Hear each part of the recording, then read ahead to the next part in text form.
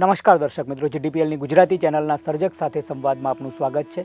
દર્શક મિત્રો, આજે સર્જક સાથે સંવાદમાં આદરણીય ડૉક્ટર દક્ષાબેન જોશી સાથે વાર્તાલાપ કરવાનો વિચાર છે. દર્શક મિત્રો, સર્જક સાથે સંવાદમાં આપ અનેક સર્જકો સાથે રૂબરૂ થયા છો. ડૉક્ટર દક્ષાબેન જોશી હિન્દીના પ્રોફેસર તરીકે અનેક વર્ષો સુધી કામ કરીને હાલ નિવૃત્ત જીવન ગાળી રહ્યા છે. અનેક પુસ્તકોનું એમણે સર્જન કર્યું છે. જીટીપીએલ પરિવાર વતીને આપ સૌ દર્શક મિત્રો વતી એમનું સ્વાગત કરીએ. નમસ્કાર બેન. ધન્યવાદ. નમસ્કાર. દક્ષાબેન, આપનું સ્વાગત છે. પ્રથમ પ્રશ્ન આપને એ થાય કે આપનો જન્મ દીવમાં થાય છે. રાજકોટ સૌરાષ્ટ્રમાં કર્મભૂમિ બનાવીને ત્યાં અધ્યાપન ક્ષેત્રે જોડાયા અને રિટાયર પણ થયા. પ્રાથમિક શિક્ષણ, માધ્યમિક શિક્ષણ અને ઉચ્ચ શિક્ષણ કઈ રીતે અધ્યાપન ક્ષેત્રે જોડાવશો, કઈ રીતે સાહિત્યનો શોખ વળગે છે, બધી જ વાતો આપના મોડે દર્શક મિત્રો સુધી રૂબરૂ કરાવી છે. જી જરૂર. હાજી. સૌ પ્રથમ તો મારો જન્મ દીવ, કેન્દ્ર શાસિત દીવમાં થયો. અને દીવમાં અમારા વખતમાં ત્યારે એસએસસી અને 11મું હતું. આ વખતની જેમ 12મું કે એમ નહોતું. એટલે એસએસસી 11 સુધીનો અભ્યાસ મેં દીવમાં કર્યો. પણ પછી વધારે આગળ અભ્યાસ મેટ્રિક સુધીનો અને આગળ ભણવું હતું એટલે પોરબંદર આર્ય કન્યા ગુરુકુલમાં મેં એડમિશન લીધું. પણ ત્યાં 2 વર્ષ પ્રી અને એફવાય 2 વર્ષ કર્યું એટલે તરત જ ઘરમાં બધા ઉતાવળ કરવા માંડ્યા કે હવે દીકરી મોટી થઈ ગઈ, એના લગ્ન કરવા જોઈએ.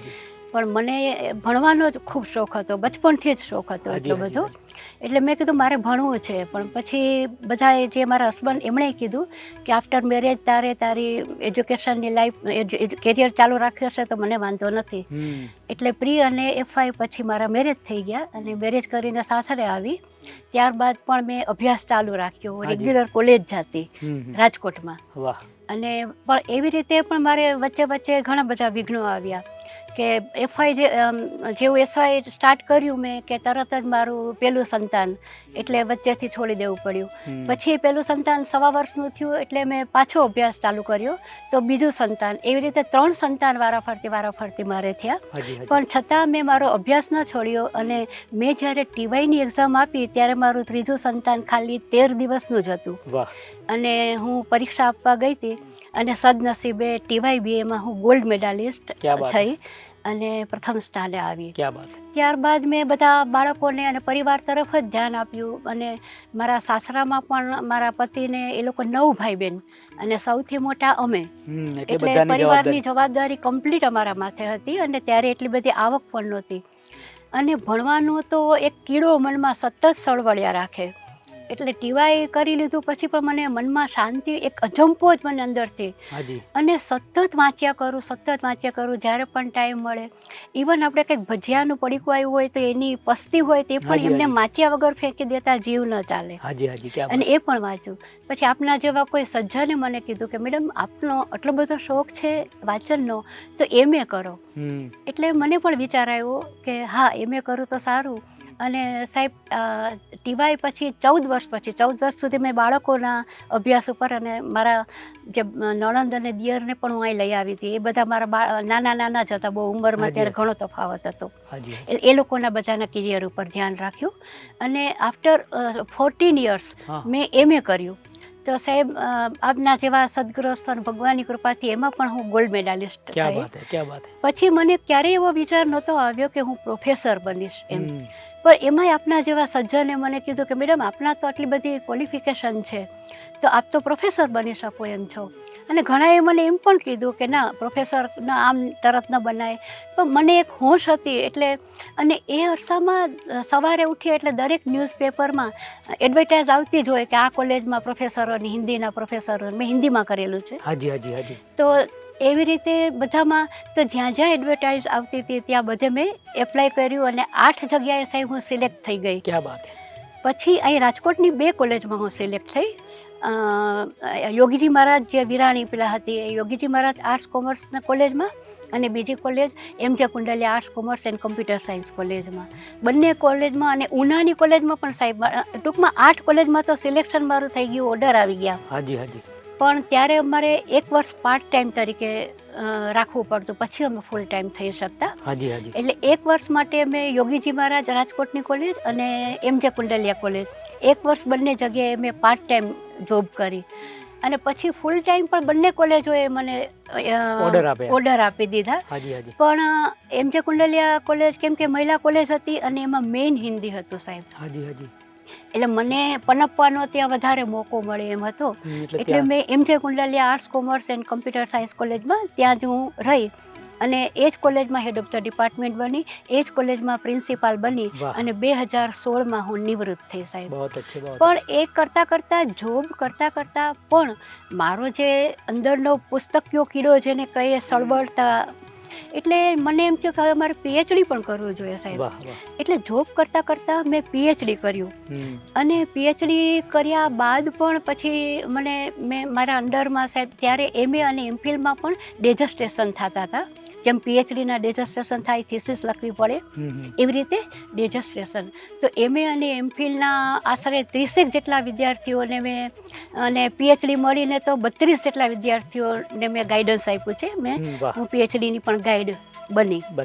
અને મીનવાઇલ મારું બધું અલગ અલગ નેશનલ ઇન્ટરનેશનલ કોન્ફરન્સમાં જવાનું, ત્યાં મારું પેપર પ્રેઝન્ટ કરવાનું, એ તો મારું ચાલુ જ હતું સાહેબ. અને એવી રીતે મેં સાહેબ UGCના અનુદાનથી 2 પ્રોજેક્ટ કર્યા, એક માઇનર પ્રોજેક્ટ અને એક મેજર પ્રોજેક્ટ. માઇનર પ્રોજેક્ટની શીર્ષક હતું હિન્દી ભાષા, હિન્દી જનસંચાર કી સશક્ત ભાષા. અને મેજર પ્રોજેક્ટ હતો વૈશ્વિક सांस्कृतिक परिप्रेक्ष्य में हिंदी यात्रा साहित्य. તો એ બંને પ્રોજેક્ટ સાહેબ મારા UGCએ માન્ય રાખ્યા, ટોટલી એનો ખર્ચ આપ્યો અને પુસ્તકના રૂપે પણ સાહેબ પ્રકાશિત થયું છે આ હિન્દી યાત્રા સાહિત્યના નામે. તો એવી રીતે મારું બધું સૃજન કાર્ય જોબની સાથે જ મારું ચાલુ હતું. પ્રથમ પુસ્તક કયું ને મૂળભૂત સર્જન કયામાં? હિન્દી પદ્યમાં કે ગદ્યમાં? સાહેબ ગદ્યમાં પણ હું લખું છું ઘણું બધું, પણ વિશેષ રુચિ મને પદ્યમાં છે, કાવ્ય સર્જનમાં છે. કાવ્ય તો કેટલા કવિતા સંગ્રહ ને કુલ પુસ્તકો કેટલા? હાજી સાહેબ, મારા કુલ પુસ્તકો તો બધા મળીને લગભગ અત્યારે 37 જેટલા પુસ્તકો પ્રકાશિત થયા છે અને 3 પુસ્તકો પ્રકાશાધીન છે. મોટા ભાગના હિન્દીમાં જ છે અને કાવ્યમાં જ છે. કાવ્યમાં? જી હા. સંપાદનો કર્યા કોઈ? સંપાદનો પણ કર્યા છે. કોલેજમાં મેં મૈત્રેયી પુષ્પા, અમારા હિન્દીના જે જાણીતા બહુ મહાન કવયત્રી અને લેખિકા, એમને ઇન્વાઇટ કરેલા હતા હું જ્યારે પ્રિન્સિપાલ હતી કોલેજમાં ત્યારે. અને ત્યારે લગભગ 800 ડેલિગેટ્સ આવેલા હતા સાહેબ એ સેમિનારમાં. એ 800 ડેલિગેટ્સના બધા પેપર પ્રેઝન્ટ એ લોકોએ જે કરેલા હતા એમના પુસ્તકનું મેં સર્જન કર્યું છે અને એનું નામ આપેલું છે સમકાલીન સ્ત્રી વિમર્શ. એ આટલો જાડો મોટો ગ્રંથ બન્યો છે અને એને પુસ્તકાકારમાં પ્રકાશિત કર્યો છે. અચ્છા, એ સેમિનારના ભાગરૂપે? જી હા, જી. અચ્છા, પરિવારની હૂંફ કેવી ને પરિવારમાં કોણ કોણ છે? આ બધું જ દક્ષાબેન કરતા હોય તો પરિવારની કેવી હૂંફ? સાહેબ, પરિવારમાં તો સૌ પ્રથમ તો મારા માતા પિતા તરફથી પણ મને ખૂબ જ પ્રેરણા મળેલી છે. મારું બધા લગભગ કહે છે અને હું પણ એમ માનું છું કે મારું જીવન ટોટલી પોઝિટિવ થિંકિંગથી જ ભરેલું છે. અને ડ્યુ ટુ માય પેરેન્ટ્સ, મારા માતા પિતા બંને ખૂબ જ પોઝિટિવ થિંકિંગવાળા હતા, એટલે એ સંસ્કાર તો મળેલા જ. પુસ્તક વાંચવાનો શોખ પણ બહુ નાનપણથી જ હતો મને, અને અમારા ઘરની બાજુમાં જ લાઇબ્રેરી હતી. એટલે જ્યારે પણ અમારે ત્યારે તો સ્કૂલમાં પાર્ટી સ્લેટ અને પેનથી લેસન કરવાનું હોય, એ લેસન કરીને ફ્રી થાઉં, પણ જેવી પુસ્તક વાંચવા બેસો એટલે મારા ફાધર મને ખીજાય કે બસ આડા આવડા પુસ્તકો વાંચવા છે, લેસન નથી કરવું, હોમવર્ક નથી કરવું. પછી હું પહેલાં મારા ફાધરને બતાવી દઉં કે જો આ મારું હોમવર્ક તૈયાર છે, હવે બાકીના સમયમાં હું રીડિંગ કરું છું. એમ લાઇબ્રેરીમાંથી પુસ્તકો લઈ આવીને રીડિંગ કરતી. અને એટલે એ સંસ્કાર મને સાહિત્યના બચપણથી જ મળેલા છે. ત્યારબાદ મારા મેરેજ થયા અને જે આપને મેં મારી વાત કરી એમ સતત મારા રીડિંગના શોખે અને હિન્દી પ્રત્યે પ્રેમ તો સાહેબ મારા રેડિયોના શોખે બહુ જ વધાર્યો છે. કે હું બચપણથી જ મને રેડિયોના બિનાકા ગીતમાલા ત્યારે અમીન સયાની વખતે, તો એ જ્યાં જાઉં ત્યાં દરેક રૂમમાં ટ્રાન્ઝિસ્ટર ફિલિપ્સ રેડિયો હતો, જ્યાં જાઉં ત્યાં લઈ જાઉં મારી સાથે અને એના દરેક કાર્યક્રમો સાંભળું. પરિણામે હિન્દી પ્રત્યેનો મારો પ્રેમ એકદમ મજબૂત બન્યો અને કદાચ હિન્દી ભાષા પ્રત્યેની પણ રુચિ અને અભિગમ મારો સબળ બન્યો. અચ્છા, દીવમાં એટલે ત્યાં પણ હિન્દી ભાષી હશે? હિન્દી ભાષી તો બહુ ઓછા હતા સર, પણ મને હિન્દી પ્રત્યે લગાવ જ ખબર નહીં કેમ એક અગમ્ય લગાવ હતો હિન્દી પ્રત્યે પહેલેથી જ. અને પરણીને સાસરે આવી પછી પણ મારા પતિએ અને પરિવારે ખૂબ સાથ આપ્યો છે. મેં જે આફ્ટર મેરેજ આ બધું એજ્યુકેશન મારું ડિગ્રી પૂરી કરી એમાં મારા પરિવારે ખૂબ જ સાથ આપ્યો છે. અને મારા બાળકોએ પણ ખૂબ જ મને સમજવાનો પ્રયત્ન, પણ હા મને તકલીફ સાહેબ ઘણી પડી છે આ બધું કરવામાં. કારણ કે પહેલેથી જ હું જેને કહેવાય ફેમિલી ઓરિએન્ટેડ વ્યક્તિ છું સાહેબ. હું એવું માનું છું કે દરેક સ્ત્રીએ મેં 11 ઉપર PhD કરેલું છે સાહેબ. સના ઉપર 11 સચ્ચિદાનંદ હીરાનંદ પાસ્યાયન. અને એનું એક એમનું સૂત્ર છે કે સચ્ચે अर्थों में पूज्य वही स्त्री होती है जिसके अस्तित्व को समाज ने स्वतंत्र व्यक्तित्व के रूप में स्वीकार किया है. बहुत अच्छे. તો સાહેબ આ વાત મને મારા પરિવારમાંથી ખૂબ જ મને લાગુ પડી છે. મને હું આમ બધા સાથે જોડાયેલી, હું રૂટ સાથે, મારા મૂળિયા સાથે, એટલે જેમ કહું કે ભલે ગગનવ્યાપી આપણે ગમે એટલા બનીએ, આકાશવ્યાપી આપણે ભલે બનીએ, પણ આપણા મૂળ, આપણા પરિવાર, આપણા રૂટ સાથે આપણે જોડાયેલું લાગણી એટલે તો પરિવાર ચાલે. જી હા. અને હું પોતે પણ એમ માનું છું કે ભલે હું મારી કેરિયરમાં આગળ વધવા માટે હું માંગતી હોય, પણ મારા કેરિયર પહેલાં મારી ફરજ મારા પરિવાર પ્રત્યે મારી બને છે. એટલે મેં અત્યાર સુધી સાહેબ એવું જ કર્યું છે કે મારી પહેલી ફરજ મારા પરિવાર પ્રત્યે, અને પછીનો બાકીનો સમય મને જે મળે એમાં હું મારી કેરિયર પ્રત્યે હું આગળ વધી, અને એ રીતે આ બધું મેં સર્જન. બાળકો કેટલા છે સાહેબ? બાળકો 3 છે મારે, અને સૌથી મોટી બેબી PhD ડૉક્ટર છે, અને એની ડોટર પણ એન્જિનિયર છે જે જોબ કરી રહી છે, અને હમણાં ટૂંક સમયમાં એના મેરેજ થવાના છે, સગાઈ થઈ ગઈ. ત્યારબાદ મારો સન છે અમેરિકાની વર્ટિવ કંપનીમાં, એ પણ છેલ્લા 30 વર્ષથી જોબ કરે છે, અને એનો સન પણ એન્જિનિયર છે જે જોબ કરે છે. અને સૌથી નાની દીકરી છે એ પણ PhD ડૉક્ટર છે, અને એની ડોટરના મેરેજ થઈ ગયા છે. એ મેડિકલ ક્ષેત્રમાં ડૉક્ટર છે અને દુબઈમાં એ પ્રેક્ટિસ કરી રહી છે. વાહ વાહ. એટલે પરિવાર આખું લીલું છે મને સાહેબ. હાજી, બધા સેટ થઈ ગયા છે. બધા સેટ છે સાહેબ. હાજી. દક્ષાબેન, હિન્દી ગદ્યમાં અને પદ્યમાં શું મેઇન તમને બેઝિક પદ્ય વધારે ગમે છે? તો શું કારણ છે, ને કોણ પ્રિય કવિ કોણ હિન્દી સાહિત્યમાં? પદ્ય અને ગદ્યમાં પદ્ય મને વધારે સાહેબ એટલા માટે ગમે છે કે જે વાત આપણે ગદ્યમાં બહુ લંબાણપૂર્વક કરવી પડે એ આપણે કવિતામાં બહુ પદ્યમાં, અભિધામાં નહીં, પણ લક્ષણા કે વ્યંજનામાં આપણે આમ સિમ્બોલિક રીતે, પ્રતિકાત્મક રીતે, રૂપકાત્મક રીતે આપણે ઘણું બધું કહી શકીએ છીએ. એટલા ખાતર મને ગદ્ય કરતાં પદ્ય વધારે ગમે છે. અને મારા પ્રિય તો કવિ ડેફિનેટલી 11 ઉપર મેં કર્યું છે. 11 તો બધું ઘણું યાત્રા સાહિત્ય, ઉપન્યાસ, કવિતાઓ, પછી જેને કહેવાય રેખાચિત્ર, ડાયરી, ઘણું બધું 11નું તો સંપાદન કાર્ય, ઘણું બધું સર્જન છે. પણ એમની કવિતાઓ મને વિશેષ પ્રિય છે. દુષ્યંત કુમાર પણ વધારે મને ગમે છે. जिसे ओढ़ता बिछाता हूँ वो गजल आपको सुनाता हूँ. એક હિન્દીમાં માત્ર એક એવા ગઝલકાર કે જેમની નોંધ લેવાય, પછી તો ગુજરાતી ગઝલે ખૂબ સારું કામ કર્યું હિન્દી કરતાં. દક્ષાબેન, બીજી વાત એ પૂછવી છે કે આપને પુસ્તકોને 37 પુસ્તકો થયા, કોઈ એવોર્ડ મળ્યા હોય, આપને કોઈ એવોર્ડ મળ્યા હોય તો એની વાત કરીએ. જી સર, એવોર્ડ તો ખૂબ જ મળેલા છે. હાજી. આશરે નેશનલ અને ઇન્ટરનેશનલ મળી, અને આશરે 108 જેટલા એવોર્ડ મને મળ્યા છે. અને ગવર્મેન્ટ રજિસ્ટર્ડ માન્ય સંસ્થાનો તરફથી સન્માનપત્ર પણ 600થી વધારે મળ્યા છે. અને મારા બધા પેપર પણ મારા મતલબ કે રિસર્ચ પેપર એ પણ બધી જેને કહેવાય લબ્ધ પ્રતિષ્ઠિત સંસ્થાનો દ્વારા પ્રકાશિત થયેલા છે. બરાબર. આપની મનગમતી કવિતા વાંચવાનું કહેવામાં આવે તો કઈ કવિતા વાંચો? હાજી સર, એક મને બહુ ગમે છે, કારણ કે મને એમ લાગે છે કે એ કવિતા જે છે એમાં મારા જીવનનો સાર આવી જાય. વાહ વાહ વાહ. મેં જે પેલા આપને વાત કરી કે મારી યાત્રા પેલા સ્વથી સર્વસ્વ સુધીની હતી, અને વળી પાછું હવે આ ઉંમરે, અત્યારે I am 71 years old. તો અત્યારે મને એમ લાગે છે કે મેં મારા જીવનનું લગભગ બધું મુકામ મેં પામી લીધો છે, તો હવે મારે મારા સ્વ તરફ ઝાંકવું જોઈએ. આ બહુ ઓછી મહિલાઓ કરે છે. જી સરજી. તો મને એમ લાગે છે તમે નસીબદાર છો બેન, કારણ કે મારે કહેવું જોઈએ કે મહિલાને મોક્ષ જ ના જોઈતો હોય. જી સર. આ મીરા કોક હોય છે જે નાચતા નાચતા કૃષ્ણમાં સમાય. બાકી મહિલાઓનું તો એવું જ છે કે પછી તો એ આખી વાત અલગ છે, કારણ કે એ અસ્તિત્વ છે, આખું પ્રકૃતિ છે. એમને એટલે એ મુક્ત થવા માટે આવી જ નથી, એ ઘર બનાવવા માટે આવી છે. અહીંયા પરમાત્મા એટલે મોકલ્યા છે. અને આપ સ્વ તરફની યાત્રા કરો છો એટલે ખાસ અભિનંદન બેન. આપની કવિતા વાંચો. એટલે એવી રીતે મારું મને સંગીતમાં 1 મિનિટ હાજી, કહી હાજી. દઉં કે સંગીતમાં એટલા માટે મને સંગીત બહુ ગમે છે સર, ખૂબ જ પ્રિય છે સંગીત મને, કારણ કે એમાં સ્વરથી ઈશ્વર સુધી જવાનો વાહ, વાહ, માર્ગ છે. તો સ્વથી ઈશ્વર સુધી સંગીત દ્વારા પણ પહોંચી શકાય છે, અને સ્વથી ઈશ્વર સુધી હું માનું છું ત્યાં સુધી સાહિત્ય દ્વારા પણ આપણે પહોંચી શકીએ બિલકુલ છીએ. પહોંચી શકાય. કેમ કે સાહિત્ય એટલે જો આજકાલની જે ભાષા, કલા, સાહિત્ય એમાં લોકોને પાગલ કરવાની ક્ષમતા તો છે, પણ સંવેદનશીલ કરવાની ક્ષમતા કમ છે. બિલકુલ સાહેબ. નથી, બિલકુલ નથી. તો મને એવું લાગે છે કે સાહિત્ય એક એવી વસ્તુ છે કે જે આપણને આપણો પરિચય કરાવવા તરફ પણ દોરી જાય બિલકુલ, છે. બિલકુલ. એટલે મને એમ લાગે છે કે અત્યાર સુધી મેં મારી બધી ફરજો નિભાવી છે. એક પુત્રી તરીકેથી શરૂ કરી અને માતા, પછી સાસુ, પત્ની, પુત્રવધુ, દાદી, નાની, બધું, બધું. બધી ફરજો મેં પરિવાર પ્રત્યે અને સમાજ પ્રત્યે.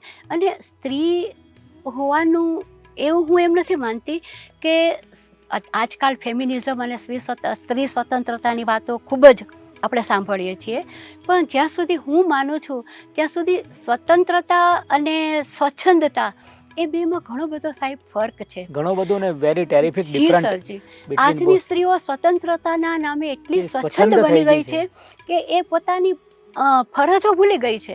આજની સ્ત્રી પોતાના અધિકારો પ્રત્યે તો બહુ સજાગ છે, બહુ સજાગ છે, પણ પોતાની ફરજો પ્રત્યે બિલકુલ બેદરકાર છે. બેદરકાર છે. તો એ ન થવું જોઈએ, અને સ્વતંત્રતાના નામે સ્વચ્છંદ થવું તો એ આપણા પરિવારનું એમાં નિકંદન કદાચ નીકળી જાય એવું પણ હા, અને આપણી સમાજ વ્યવસ્થા આખી ખોરવાઈ જાય, મેં સર. વાત તો કરી હતી ત્યાં કે પરિવાર અગત્યનો છે. જી સર, તમારા જી સર. તમારો અને પરિવાર નહીં તો જ્યાં સ્ત્રી સુધી- તો સ્ત્રી પાયામાં છે પરિવારમાં, આપણી સંસ્કૃતિમાં. જી. અને જ્યાં સુધી પરિવાર સ્વસ્થ હશે ત્યાં સુધી સમાજ સ્વસ્થ હશે, અને સમાજ સ્વસ્થ હશે તો દેશ અને રાષ્ટ્ર અને વિશ્વમાં એક આપણે આપણી ઓળખ જ સ્વસ્થ- ભારતની જી, પરિવારથી બિલકુલ, છે. બિલકુલ ભારતીય ઓળખ હા, આપણી આજે છે પરિવારની જ તો છે. એ રીતે મને એટલે જે એમ હું માનતી હતી, એટલે મેં મારા પોતાના વિકાસ માટે ખૂબ જ બધા મેં પ્રયત્નો કર્યા છે, અને મને સફળતા પણ મળી છે. વાહ. અને એની પાછળ મારા પતિ અને મારા પરિવારનો ખૂબ જ ફાળો છે. વાહ, વાહ.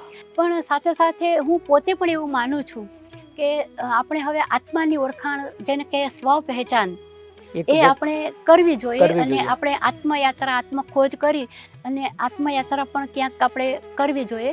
તો સાહેબ, આ બધા પુસ્તકો મારા હિન્દીમાં જ પ્રકાશિત થયેલા છે. અને હિન્દીમાં હું જે હિન્દીમાં આવકાર આવકાર. કવિતા આપના સમક્ષ પ્રસ્તુત કરવા માંગુ બિલકુલ. છું એ પણ સાહેબ હિન્દીમાં જ વાહ, આવકાર આવકાર મેં. છે. શીર્ષક છે ખુદ સે ખુદ કા પરિચય. વાહ. खुद में रहकर वक्त बिताएं तो अच्छा है, खुद में रहकर वक्त बिताएं तो अच्छा है, खुद का परिचय खुद से कराएं तो तो अच्छा है, वाह. खुद का परिचय खुद से कराएं तो अच्छा है. इस दुनिया की भीड़ में चलने से तो बेहतर है, इस दुनिया की भीड़ में चलने से तो बेहतर है, खुद के साथ में घूमने जाएं तो अच्छा बहुत है, अच्छे, बहुत अच्छे. खुद के साथ में घूमने जाएं तो अच्छा. तो अच्छा है. अपने घर के रोशन दीपक देख लिए, अपने घर के रोशन दीपक देख लिए, अब खुद के अंदर दीप जलाएं तो अच्छा बहुत है, अच्छे. अब खुद के अंदर दीप जलाएं तो अच्छा है. तेरी मेरी इसकी उसकी छोड़ो भी अब, तेरी मेरी इसकी उसकी छोड़ो भी अब, खुद से खुद की शक्ल मिलाएं तो अच्छा है, खुद से खुद की शक्ल मिलाएं तो अच्छा है. दुनिया भर में घूम लिए हैं जी भर कर. सर, मैंने आपको मैं आपने बताયું હતું કે ઇન્ટરનેશનલ કોન્ફરન્સ અને એના માટે હું 32 દેશોની યાત્રા કરી આવી છું હિન્દીના પ્રચાર પ્રસાર અર્થે. વાહ. મેં 32 દેશો અને ઇન્ડિયા તો આખું 2 વખત મેં જોઈ લીધું છે સર. તો એના સંદર્ભમાં दुनिया भर में घूम लिए हैं जी भर कर, अब वापिस खुद में लौट के आए तो अच्छा है, अब वापिस खुद में लौट के आए तो अच्छा है. तन्हाई में खामोशी के साथ बैठकर, तन्हाई में खामोशी के साथ बैठकर खुद को खुद की गजलें सुनाए तो अच्छा है, खुद को खुद की गजलें सुनाए तो अच्छा है. बदन को महकाने में सारी उम्र काट ली, बदन को महकाने में सारी उम्र काट ली, रूह को अब अपनी महकाए तो अच्छा है, बहुत अच्छे. रूह को अब अपनी महकाएं तो अच्छा है, खुद का परिचय खुद से कराएं तो अच्छा है, खुद का परिचय खुद से कराएं तो अच्छा है. લગભગ કેટલાય માતાજીને મળી ચૂક્યો છું, કેટલી દેવીઓને, કેટલી બહેનોને. મેં મહાકાલી અંત ઓર આરંભ સિરિયલ જોઈને એમાં મહાદેવજી એક સુંદર વાત કરે છે પાર્વતી માને કે સ્ત્રી અગર શંકા છોડ દે ને તો वो શંકર બન જાય.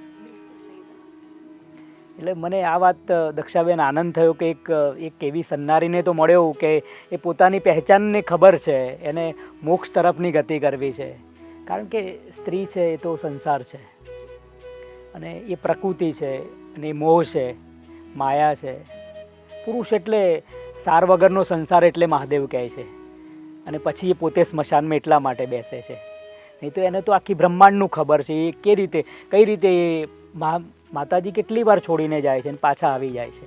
108 અવતાર થાય છે પાર્વતીના અને પછી મહાકાલીનું સ્વરૂપ આવે છે. આ બધું જ છે અને એટલે જ આપણે એમના સંતાનો છે, એટલે બધી જ સારી ખોટી બધી બાબતો બધી એમની આપણામાં હોય છે અને એ રીતે સંસાર ચાલતો હોય છે. દક્ષાબેન, આપને મળીને ખૂબ આનંદ થયો. કારણ કે એક મોક્ષ તરફ જવું એ પણ એક ચેતના તમારી એટલી પહેલા જન્મમાં જાગૃત હોય તો અત્યારે સંભવ થઈ શકતું હોય છે. કારણ કે અત્યારના ડિજિટલ જમાનામાં કલિયુગ એટલો વ્યાપી ગયો છે, એમાં તમારા સ્વની ઓળખાણ થવી ખૂબ અગત્યની છે. અને તમારા પહેલા જન્મના કોઈ પુણ્ય હોય, મા બાપના કોઈ પુણ્ય હોય તો તમારો આત્મા એટલો જાગૃત હોય છે, કોન્શિયસ. એટલે પ્રેમની યાત્રા કરવાની છે. પ્રેમના મંદિર પર જતાં સત્ય પણ મળી જતું હોય છે. પ્રેમ અને સત્ય પરમાત્માના બે નામ છે. દક્ષાબેન, આજના સર્જકોને, આજના સાહિત્યકારોને, આજની બહેનોને તો આપે ખૂબ સુંદર વાતો કરી. આપનો સંદેશ? એક જ વાત કહેવા માગું છું જે મેં પહેલાં પણ કરેલી આપને આપણા વાર્તાલાપમાં, કે જેમ આપણે મહાદેવજીની વાત કરીએ, આપણે શિવ શક્તિ કહીએ છીએ. આપણા અર્ધનારેશ્વરનું વિભાવના છે, અર્ધ નર નારેશ્વરની, એટલે અડધી નર, અડધો નર અને અડધી નર. દરેક સ્ત્રીમાં એક પુરુષ જીવે છે. દરેક સ્ત્રીમાં એક પુરુષ છે અને દરેક પુરુષમાં એક સ્ત્રી છે. તમે કઈ રીતે એને ઉજાગર કરો તો છો? આજના સમયમાં આપણે જોઈએ છીએ કે સ્ત્રી પણ કેરિયર ઓરિએન્ટેડ બની છે અને જેમ મેં કીધું એવી રીતે પુરુષે થોડું સમજવાની જરૂર છે કે આજે મારી સ્ત્રી ઘરની દહેલીજથી બહાર નીકળી છે અને પોતાનું એક કેરિયર બનાવી રહી છે, તો થોડો એ સાથ સહકાર આપે.